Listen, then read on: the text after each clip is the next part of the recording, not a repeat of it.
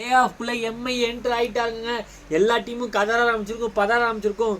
S, DC தோத்துட்டாங்க, Mi qualify ஆகிட்டாங்க. இன்னமேட்டு தாங்க இருக்குது ஐபிஎல்ல சுவாரஸ்யமே. ஒரு ஒரு 5 தடவை டைட்டில் அடித்த டீம் உள்ளே வந்தாலே எல்லா டீமும் பயப்படவா செய்வாங்க. அதுதான் ஜிடிக்காக இருக்கட்டும், ஆர்சிபிக்காக இருக்கட்டும், பஞ்சாபாக இருக்கட்டும், அந்த பதறல் உள்ளே ஆரம்பிச்சிருக்கும்.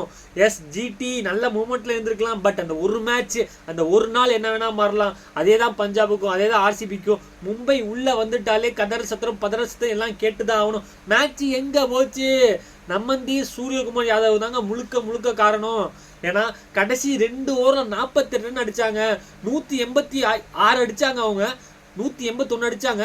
அந்த 48ல் ஒரு 40 கழிச்சிட்டு 8 ரன் சேர்த்தீங்கன்னா 149 தான். 150 அசால்ட்டாக டிசி சேஸ் பண்ணியிருப்பாங்க. அதே மாதிரி சேசிங்கில் கேஎல் ராகுல் கிளாஸி இல்லை, மிஸ் ஆகிட்டாருங்க.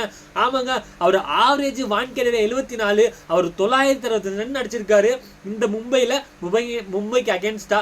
அப்படிப்பட்டவர் பவர் பிளேலே விக்கெட் விட்டாரு. அப்புறம் என்னங்க, மும்பையில் டிசியில் கம்பேக்கே கொடுக்க முடியல. மேட்ச் என்னை பொறுத்தவரை அங்கே தான் போச்சு. பட் அதுக்கப்புறம் பெருசாக பேட்டிங் ஆனதில்ல, ஸ்டெப்ஸ் மட்டும் தான் இருந்தார். அஜிதோ சர்மாவுக்கு அந்த அளவு பண்ணல. யுப்ராஜ் ட்ரை பண்ணாரு, முடியல. பட் பூம்பும் புரம்ராவும் ஷாட்னு திருப்பி விட்டாங்க பிச்சை. மும்பை குவாலிஃபை ஆயிடுச்சு. Play off. அதை பற்றி பார்ப்போம். Thank you guys.